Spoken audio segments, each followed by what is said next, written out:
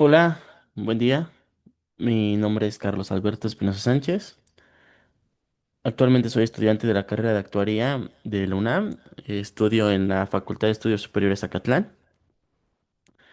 El día de hoy tendré el privilegio de hablarles acerca de la criba de Erastótenes. Les hablaré un poco de su historia, del procedimiento y finalmente presentaré un algoritmo que fue programado en el lenguaje de programación de R, en el cual vamos a analizar los números primos. Esta pertenece a la materia de análisis numérico. Bueno, comencemos. Es importante hablar de acerca de los números naturales, debido a que son los más importantes en nuestra vida diaria, por lo que los usamos todo el tiempo. Los usamos para contar, los usamos para medir, en la economía, en la ciencia y en cualquier ámbito de nuestra sociedad. Probablemente los números naturales fueron los primeros que conocieron los seres humanos. También son los primeros números que aprenden los niños y con los que comenzamos nuestra formación básica. En matemáticas se notan con la letra N mayúscula, aunque, bueno, aquí no vamos a entrar en la definición formal porque no es tema de este curso, pero miren, los números naturales se denotan de esta manera. Este es un ejemplo del conjunto de los números naturales. En este caso está tomando al cero, en algunos casos no se toma al cero como un número natural. Y bueno, es importante mencionar a los números naturales debido a que los números primos pertenecen al conjunto de los naturales. Y bueno, vamos a empezar. ¿Qué son los números primos? Un número primo es un número natural mayor que uno que solo tiene dos divisores positivos, el uno y el mismo. Ojo con que es mayor que uno. El uno no cuenta como un número positivo. Y bueno, divisor. Un divisor es un número que divide a otro de forma exacta, sin dejar residuo o decimales, como lo conocemos, ¿no? Vamos con un ejemplo muy sencillo. En primera instancia, daremos como ejemplo el número 7. Como sabemos, el número 7 tiene de divisores al uno y al número 7. El 2, el 3, el 4 no son divisores del 7, solamente el 7 y el uno, por lo que por definición cumple con ser un número primo, es decir, es un número primo. Por otro lado está el número 8. El número 8 es un número con el que estamos muy relacionados, ¿no? Además, sabemos que tiene como divisor, tiene al 8 por sí mismo, al 4, al 2 y al uno. Esto quiere decir que al tener más múltiplos, más divisores aparte del 8 y el uno, no es un número primo, es un número compuesto. Y bueno, ¿qué es un número compuesto? Las características claves de estos números son tres. La primera es que tienen más de dos divisores y es la característica principal que distingue al compuesto del primo. La segunda es que no es un primo. Los números compuestos son lo opuesto a los números primos. Y finalmente es que se pueden expresar como producto de números primos. Esto quiere decir que cualquier número compuesto puede ser descompuesto en el producto de sus factores primos. Como ejemplo, el 6 no es un número primo, pero puede ser descompuesto en el 2 y el 3 que son números primos, o el 9 en 3 por 3 que los dos, bueno, 3 es un número primo. Bueno, es algo que forma parte del teorema fundamental de la aritmética, se vio en clases de álgebra superior 2 allá cuando íbamos en segundo semestre, ¿no? Vamos a hablar un poquito acerca de los números primos, ¿no? Vámonos un poquito rápido con esto. La primera prueba indiscutible del conocimiento de los números primos se remonta alrededor del año 3000 antes de Cristo, ¿no? Se encuentra en los elementos de Euclides que definen los números primos, demuestra que hay infinitos de ellos y también define el máximo común divisor y el mínimo común múltiplo.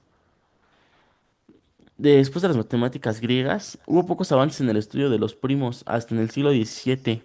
En 1640, Pierre de Fermat estableció, aunque no lo demostró, el pequeño teorema de Fermat, posteriormente demostrado por Leibniz y Euler. Conjeturó que los números de 2 a la 2 a la n, uno eso más uno, eran primos, pero resultó que solamente cumplen la propiedad hasta n igual a 4. Ya después ya no son primos. Este es un fragmento de los elementos de Euclides que se encontró en Oxirrinco. Erastótenes de Cirene. Vamos a hablar un poquito acerca de él. Fue un polímata, matemático, astrónomo y geógrafo griego de origen cirenaico. Eratóstenes nació en el 276 a.C. en Cirene, es de la actual Libia, estudió en Alejandría, parte del norte de Egipto actualmente, y durante algún tiempo en Atenas fue discípulo de Aristón de Quíos, de Lisanias de Cirene y del poeta Calimaco. También fue gran amigo de Arquímedes. En el año 2000, no, perdón, en el año 236 a.C., Ptolomeo III lo llamó para que se hiciera cargo de la biblioteca de Alejandría y se desempeñó ahí hasta sus últimos días. En el año 1900, no, perdón, 194, en el que murió. La Suda afirma que tras perder la vista se dejó morir de hambre a la edad de 80 años. Sin embargo, Luciano y Censorino afirman que llegó hasta la edad de 82 años. Este es un, ¿cómo se conocería? Como un retrato, una representación de Erastótenes. Vámonos con la criba. La criba es un algoritmo que permite hallar muchos números primos menores que un número n dado, ¿no? Natural. Se forma una tabla con todos los números comprendidos desde el 2 hasta n. Y se van tachando los números que no son primos de la siguiente manera. Comenzando por 2 tachan todos sus múltiplos, comenzando de nuevo cuando un número primo. Y el proceso termina cuando el cuadrado del siguiente número confirmado como primo es mayor que el n dado. Este es un ejemplo. Vamos a hacerlo de una manera sencilla y luego lo hacemos con 100 números. El primer paso, listamos los números naturales del 1 al 20, ¿no? Va, del 1 al 20. Bueno, lo vamos a empezar en 2, ¿no? Porque el 1 dijimos que no era primo. Segundo paso, se toma el primer número no rayado ni marcado, como es el 2, ¿no? Que sabemos que es primo. Tachamos todos los múltiplos del 2, que es el número primo. Ya, los tachamos. Cuarto paso, si el cuadrado del primer número que no haya errado ni marcado es inferior a 20, se repite. Bueno, aquí el cuadrado que nos había quedado era 3 y el cuadrado de 3 es 9, que es menor que 20. Regresamos al segundo paso. 3. Ya, tachamos todos los múltiplos de 3, que era el segundo paso. En el cuarto paso, el primer número que no ha sido tachado ni marcado es 5. Su cuadrado es mayor que 20, entonces el algoritmo termina y todos los números que no están marcados son números primos. 11, 13, 17 y 19. Vamos a hacerlo de una manera, no, hasta el 100. El 1 cuenta, no es primo, empezamos con el 2. Múltiplos de 2 en la parte de arriba, 2, 4, 6 y 8. Por teorema sabemos que los de estos múltiplos también son divisores de 2, ¿no? Bueno, múltiplos de 2. Los vamos a colorear, todos los múltiplos de 2. El cuadrado de 3 es menor que 100. Hacemos de nuevo el algoritmo con 3. Marcamos todos los múltiplos de 3.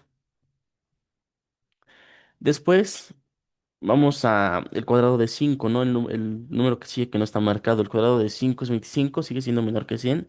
Regresamos a hacer el algoritmo. Marcamos todos los múltiplos de 5. En este caso ya tenemos dos columnas más. Continuamos con el número 7. El número 7 igual primo. Vamos a marcar todos los múltiplos de 7 que faltan en la tabla. Y vamos a observar que después de este 7 el número que no está marcado es el 11. Pero el cuadrado de... Bueno, aquí no. El 11. Marcamos todos los múltiplos de 11. Y el cuadrado de 11, de 13, es mayor que 100. Esto quiere decir que se acabó el algoritmo, ¿no? Vamos a oscurecer todos los números que quedaron. Y los que están en blanco son los primos. Es decir, estos son los números que están entre 2 y 100, los números primos, ¿no? 2, 3, 5, 7, 11, todos los que vemos en la parte en blanco. Así funciona la criba de Erastótenes. Test de primabilidad de Emilia Ramin. Es similar a la criba de Erastótenes, solamente que esta no es determinística, es probabilística. Entonces la vamos a combinar. No es parte del tema, lo vamos a explicar porque lo vamos a ver en el algoritmo del lenguaje de programación. Y se basa en bases, ¿no? Se va a ver mejor ahorita en el algoritmo. Vamos a hacerlo.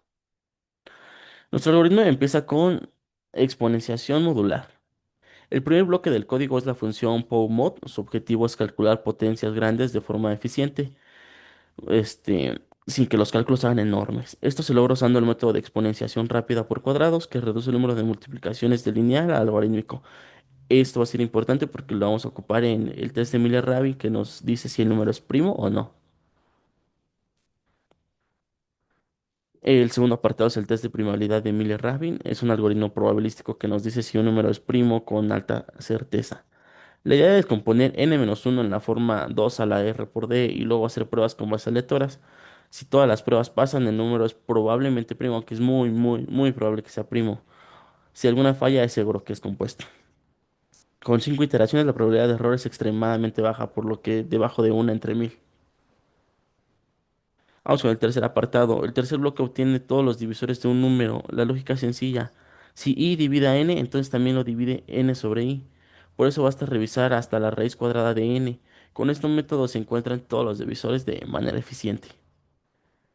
La criba de Aristóteles, ¿no? El cuarto bloque es la famosa criba de Aristóteles. Este algoritmo encuentra todos los números primos menores o iguales a un límite.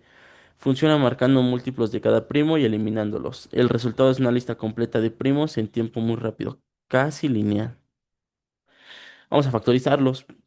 Factorización prima. Lo que dijimos que si un número no es primo, se puede ver como la factorización de números primos. En este bloque se usan los primos generados por la criba para dividir el número hasta reducirlo por completo. El resultado se presenta como un conjunto de pares primo-exponente, mostrando la descomposición exacta. Este método es muy eficiente para números medianos. Y bueno, el análisis completo, ¿no? Finalmente, la función analizar número junta todo. Primero dice si el número es primo o no, con lo de Miller. Luego sus divisores. Y por último muestra la factorización en primos con la criba de Aristóteles. Aquí con una sola llamada obtenemos un análisis numérico completo, ¿no? Ejemplos de prueba. Aquí los tres ejemplos dados. Los marcamos, los metemos al programa y los vamos a imprimir. Esta sección ahorita la vamos a hacer práctica, la vamos a compilar en R. Vamos a hacerlo.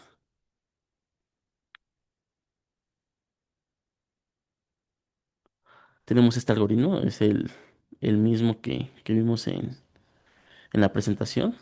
Vamos a compilarlo todo. A ver qué nos dice. Empezamos con el número que da la potencia al cubo. No es un número primo. Como podemos ver en la parte de abajo, no es un número primo. Sus divisores el uno en 1993. Y si lo factorizamos en primo, es 1993, guión 3. El número, eh, ¿cuál otro número tenemos? Tenemos el número 31.298.463. No es un número primo. Bueno, aquí podemos ver, los voy a subrayar. En la parte de abajo tenemos todos estos son sus divisores. Desde aquí hasta aquí son sus divisores de este número.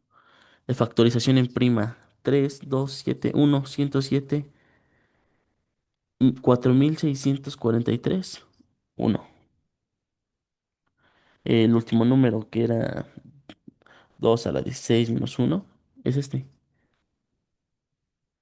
65.535. Tampoco es un número primo. Sus divisores, todos estos. Desde el uno el 3 al 5 hasta el 21.845. Su factorización en prima 3, 1, 5, 1, 17, 257. Bueno, en conclusión, este código es un ejemplo claro de cómo la teoría del número se puede implementar en un lenguaje de programación y funciona para números medianos. Lo hicimos el algoritmo en tres partes. Primero para ver si es primo o si no es primo, para ver sus divisores y finalmente para ver la descomposición en números que sí son primos. Bueno, de mi parte eso es todo. Que tengan un buen día y muchas gracias por ver el video. Hasta luego.